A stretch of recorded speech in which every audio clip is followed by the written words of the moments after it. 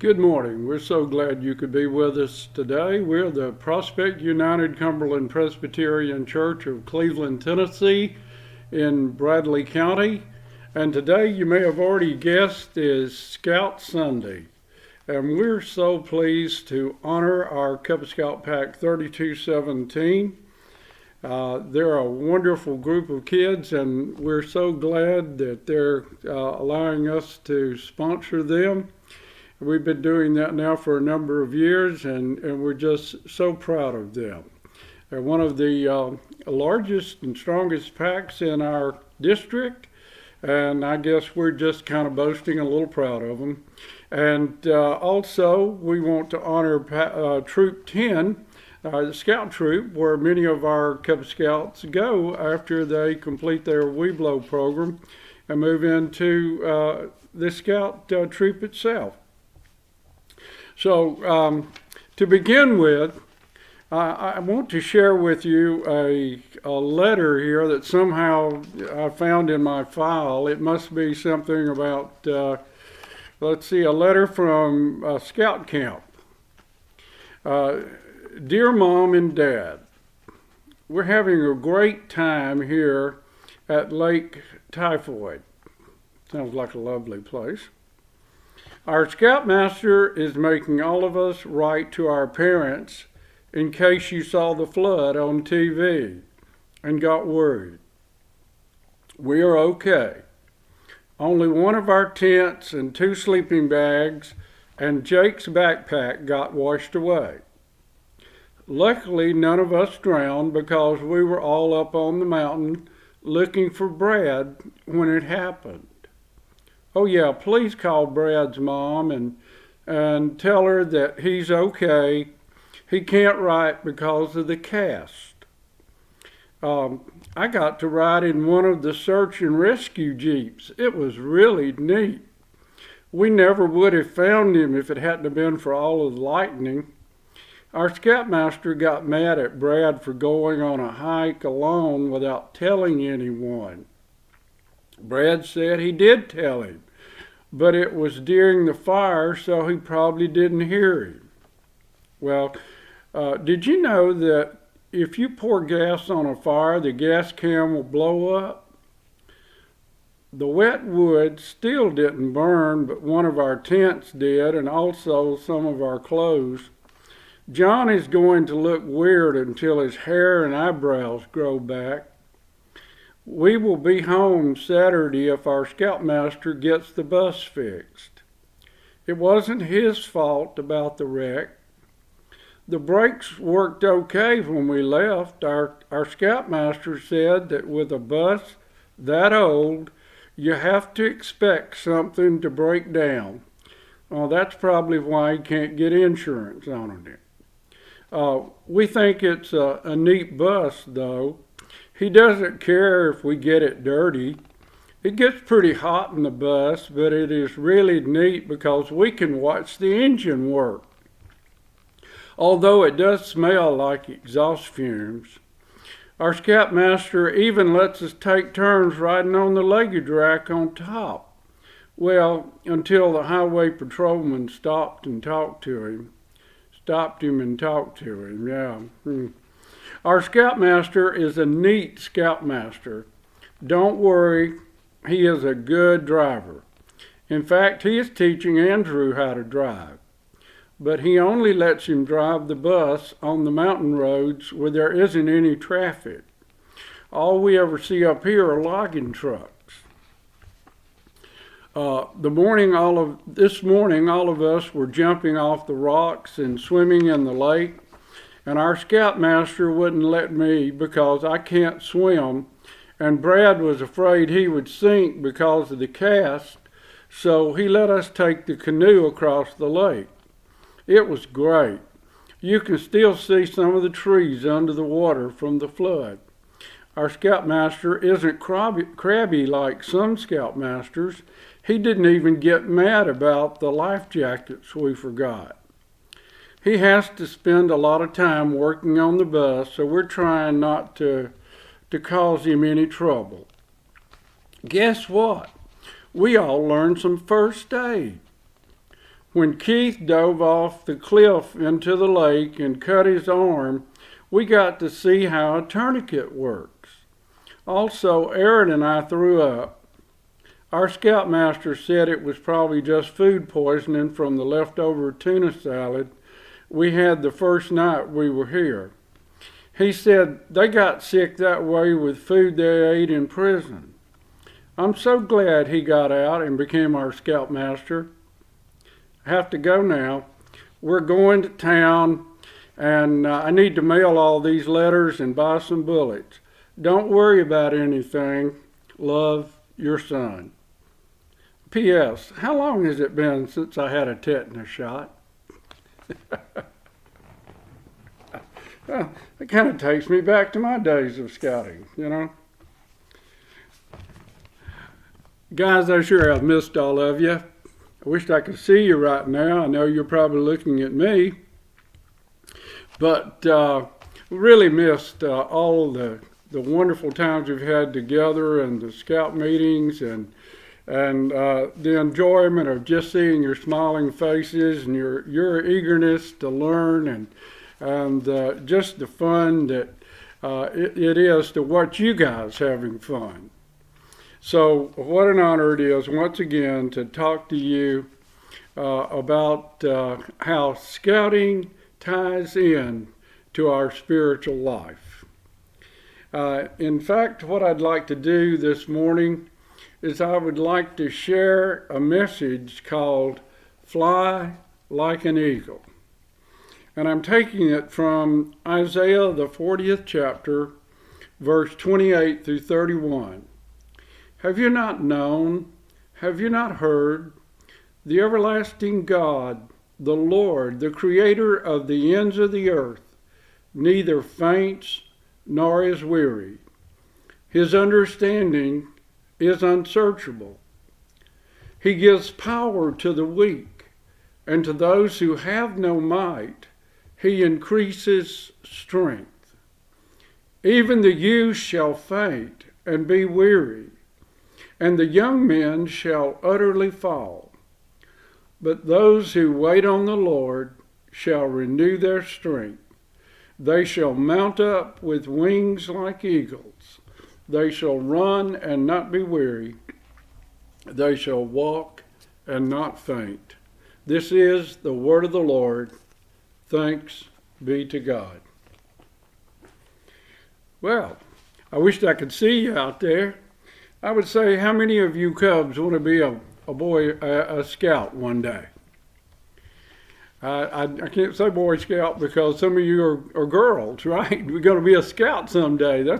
That's wonderful that we're going to have you there as well, and I'm sure you're going to make wonderful scouts.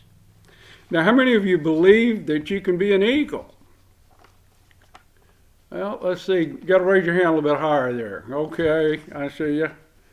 I believe you can be too. You know, when you begin this scouting journey, you begin it as a Cub. Some were not Cub Scouts. I was not a Cub Scout.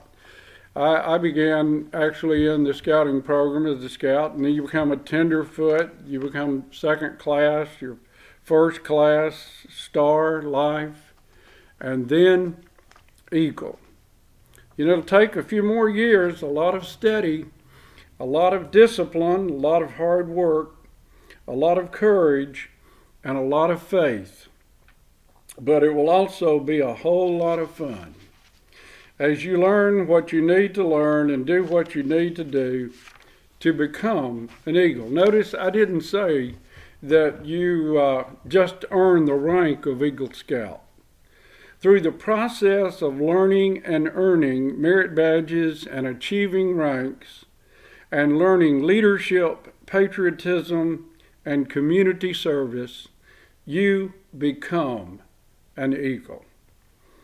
This is why Eagle Scouts become the leaders of communities and nations.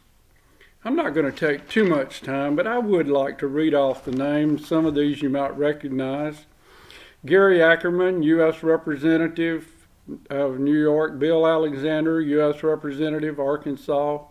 These are not there now, but they were years ago. Lamar Alexander, one-time governor of Tennessee, U.S. Senator. Neil Armstrong, U.S. astronaut, first man on the moon. Willie Banks, Olympic track star. Albert Bell, Major League Cleveland Indians. William Bennett, Secretary of Education. Michael Bloomberg, Mayor in New York City. Bill Bradley, New York Knicks, U.S. Senator. I believe he was also a Rhodes Scholar. Stephen Breyer, U.S. Supreme Court. Reverend Admiral J. Coker, Undersecretary of Homeland Security. John Crichton, President and CEO of Weyerhaeuser Company. Michael Dukakis, Governor of Massachusetts. Lieutenant Colonel James Dias, Congressional Medal of Honor. David Evans, Governor of Washington. Mike Foster, Governor of Louisiana. Admiral J. Johnston, Chief of Naval Operations. William Henry Keeler, Cardinal and Archbishop of Baltimore. Jim Mora, NFL coach. Sam Nunn, U.S. Senator from Georgia. Rick Perry, Governor from Texas. Donald Rumsfeld, Secretary of Defense. Jeff Sessions, Attorney General. Sam Walton, founder of Walmart. Steven Spielberg, Hollywood director. We have others like you might know the name Gerald Ford, President of the United States, and other presidents. George Bush was a Cub Scout. He earned the Navy Cross. Bill Clinton was also a Cub Scout. And John F. Kennedy never became an Eagle. So the Eagle rank is definitely a great achievement and a great thing for which you should strive. 4 out of 100 Scouts make it to Eagle. As you move from tenderfoot, though, to Eagle, you develop something in you that's more than just ambition to get rich and become famous. You develop a reverence for God and His creation. You learn to love your nation and respect your proud heritage. You learn to love people because we're all made in God's image. And you learn to love God's creation and respect nature and life, both human and animal. You learn to see God through the telescope of the vast expanse of the universe. And you learn to see Him also through the microscope and the subatomic particles of which the universe is built. You hold with deep devotion truth and beauty and cherish both. Now, this is why I want you guys to help me here for just a moment. If we recall together, I imagine you've already said the Scout Oath and the Scout Law. We do it at the beginning of every one of our meetings.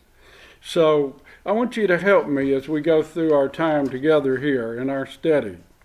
What is the first point of the Scout Law? Did I hear you say a Scout is trustworthy? That is correct. Your word becomes your bond because a Scout is trustworthy. And because you are trustworthy, you are given greater responsibilities and opportunities. And what is the second point? A Scout is loyal. Absolutely. And you also gain many friends because a Scout is loyal. And your friends know you won't let them down. And because a Scout is loyal. And then what else? A Scout is helpful. That is correct. Along the way, you've learned to be helpful to others because we're a team and we win or we lose together. And there is always someone who could use a little help and always time to do a good deed. In fact, you're supposed to do a good deed every day. For someone every day when we open our eyes and our hearts to really look around us. The next point, a Scout is friendly. That's right. You learn to like people and look for the best and even the grumpiest because a Scout is friendly. And then you allow everyone to have a bad day every now and then because we all do. Because a Scout is friendly. And then a Scout is courteous. You respect other people's freedoms and rights and show special honor to the weaker or older or those in authority over you, and you give the highest respect to those who have sacrificed for our country. Because a scout is courteous, you open doors for them and you let them walk through first. A scout is also what? Kind. You try never to cause pain to another one physically or mentally by using cruel and hurtful words or deeds. And you realize that you are to be kind because a scout is kind. A scout is also what? A scout is obedient. A scout is obedient. We respect the law and those in authority, your mom and your dad, your teachers, your pastor, your civic leaders, the police, firemen, scout leaders and cub leaders, because a scout is obedient. And then a scout is cheerful. We are happy.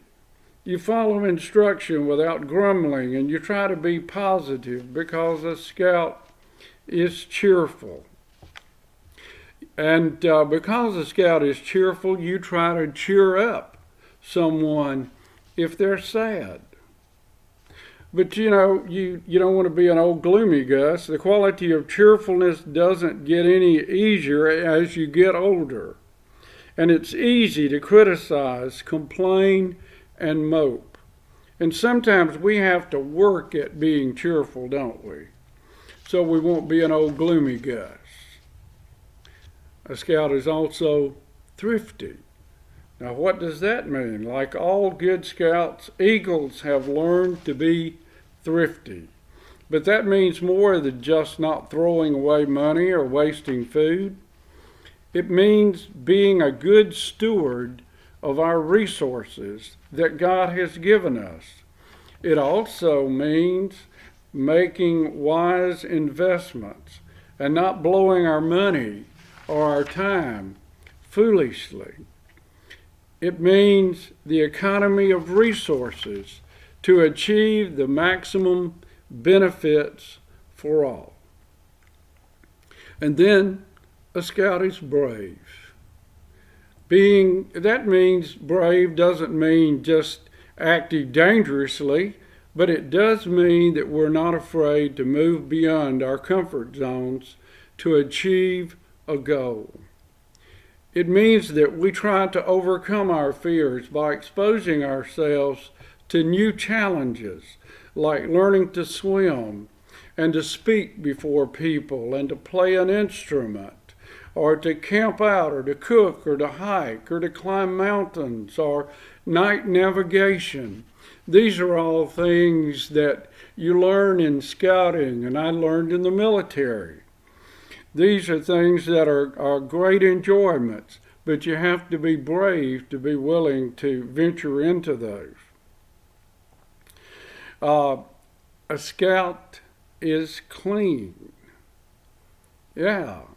Clean to me means clean in mind, body, and spirit. Not just, it means that you take a bath every week or so. It means that you are clean. We're not afraid to get dirty, having fun or doing work. But we love to sweat, but we don't love to stink from our bodies or our minds, and certainly not from our spirits. And we avoid stinking thinking, like thinking we're better than anyone else, because we think boys are better than girls, or because we are a certain race, or we have been born in a certain country. We don't believe that we're better than anyone else. And we challenge people who treat others differently because they look or act differently. We especially work to be inclusive in our circle of friends, and we invite so-called outsiders to play and work with us. because a scout is clean, we're not afraid of soap and water and love the way that clean feels. And we strive for that clean feeling, whether it's feeling we have, it's a feeling, whether it's the feeling we have after a bath or a shower, or the feeling we have after we've apologized to a friend for saying or doing something that hurt them, or confessing to God our failures to keep His commandments, or for not doing what we know is the right thing to do. And finally, in the Scout Law, a scout is reverent. Now, what does that mean? Clean comes next to reverent in the Scout Law. Maybe, as some people have said, cleanliness is next to godliness. But cleanliness is not godliness, just like clean is not reverent. Clean means I've done all I can to present myself to God and others without offense, without offending them, and because I've done all I can, I've done enough. You know, in religion, for me as a Christian Eagle Scout, and I know that Eagles come from all faith groups, reverence is the awareness that I'll never be able to do enough. I'll never be big enough or strong enough or smart enough or even good enough to make God love me and accept me. But He does anyway. And He loves all of us as much as He loves any of us. And I believe He has proven that great love to us in many ways. One is by His creation. What a beautiful world He has given us to work and to play in. Mountains, forests, lakes, streams, oceans, islands, but more importantly, each of us, made in His image, friends and family, and the love that we have for each other, and the joy that that love brings to each of us. You see, we see God's great handiwork in the grandeur of the night, the beauty of a running deer, the majesty of a redwood forest, but none reveal His great love as much as a single cross on a hill in Jerusalem.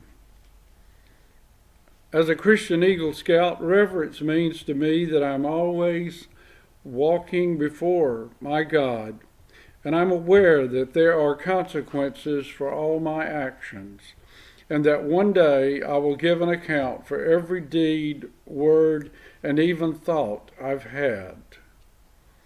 But it also means I'm not alone. And God is watching over you and me, not to judge us every time we do things wrong, but to help us do it right. You know, that's one of the neatest things about the Scout program. You don't fail when you don't achieve something. You're just helped to learn how to do it. And then you grow from that learning to where you can do it so well, you don't have to worry about failing in it. Reverence also means I want to honor this one who has given so much for me by gladly professing my love for Him and hearing and loving Him and trying to avoid anything that would dishonor the name of Jesus Christ. For me, as a Christian Eagle Scout, that is reverence. Scouts, you have a name. Your last name is your name of origin. It is a name to honor and maintain. It is a name that your family has. Your father, your mother, your grandfather, your grandmother, then their fathers and mothers before them. You have a last name. And you also have a personal name that is yours alone, that is unique. You have a first and middle name. These are your names of promise for the future. Make those names to be spoken with high regard and respect. Make them good names. The Bible says in Proverbs 22:1, a good name is rather to be chosen than great riches. So how can we have good names? Well, as good as law as even the Scout law is, it only tells us how good we have to be to get by, to pass, to keep the job, to stay in the club.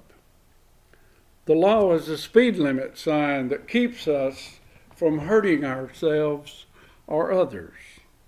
Reverence, on the other hand, is our response to our gracious God that says, I don't want to be as good as I have to be to get into heaven. I want to be as good as I can be, Lord, with your help to make a difference. Reverence is a young boy kneeling in prayer, or a young girl kneeling in prayer saying, help me to become an Eagle Scout.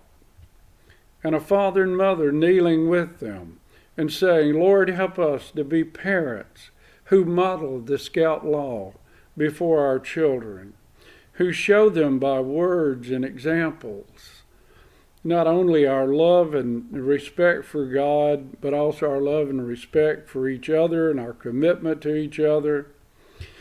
Lord, we can't do this on our own. We need your help. Amen. Allow me to close by sharing a little story. A farmer once found an egg in the forest, and by some miracle, the egg wasn't broken, so he slipped it under one of his hens. One day, the egg hatched, and a new chicken was born. And he became welcomed into the farmyard. But this chick was ugly. His name was Elwood. Elwood was also clumsy and couldn't scratch like all the other chickens. He tried to cluck, but only made an eerie screech. As Elwood grew, the chickens made fun of his attempted pecking and scratching. It seemed that his little beak was curved, but his talons grew sharper and sharper, and he became an excellent scratcher in the hen yard. Elwood also grew in his barnyard behavior and would even run with the chickens into the coop when an eagle flew over. One day, however, the little chick had grown enough to be curious, and he remained outside long enough to see the eagles. He watched them as they soared gracefully above the valley and climbed until they were out of sight. Then they would dive without a sound, scooping up field mice and a trout out of the stream. In his heart, Elwood longed to join them, but he thought, alas, he was just a chicken, and everyone knows that chickens can't fly, much less soar into the heavens. He didn't really understand it, but something in Elwood called him upward. Normally, he never acted on his hopes and dreams, but this one day, the bird flapped his wings and ran toward the chicken wire fence and leaped into the air. And do you know what happened? No, he crashed into the fence. His brother and sister chickens laughed at him and told him he was a chicken. He was not an eagle. They explained to him that eagles were birds of the sky, and chickens were made to scratch the earth looking for worms. But every evening, the little bird ran and flapped and leaped and crashed. And Elwood's vain attempts to fly soon became a great source of entertainment to the other barnyard animals. After all, there wasn't too much to be excited about if you were a chicken. But the little bird knew something that the other chickens hadn't noticed. They only saw Elwood crashing into the fence. But he saw that he was rising higher and higher each day. He was also getting bigger and stronger. The rest of the barnyard was surprised when Elwood stopped running at the fence. They didn't know he was resting and giving himself more time to grow and to learn. His brother and sister chickens told him they were glad that he had finally given up this foolish notion of trying to pretend to be an eagle, that he could fly like other birds of the air. He said, "They are birds of the sky, and we are birds of the ground."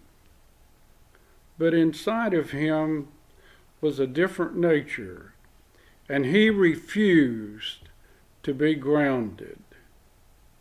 And once again, Elwood flapped his wings furiously and ran toward the fence.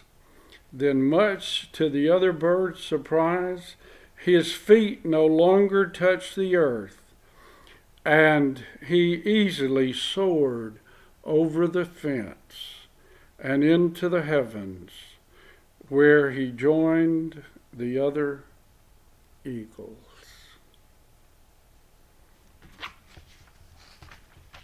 Boys, girls, never stop trying to be an eagle. Moms and dads, refuse to be grounded and refuse to allow difficulties or failures to keep you from inspiring your children to be eagles. You are made to soar also. Hear the words once again of Isaiah. But they that wait upon the Lord shall mount up on wings of eagles. They shall run and not be weary. They shall walk and not faint.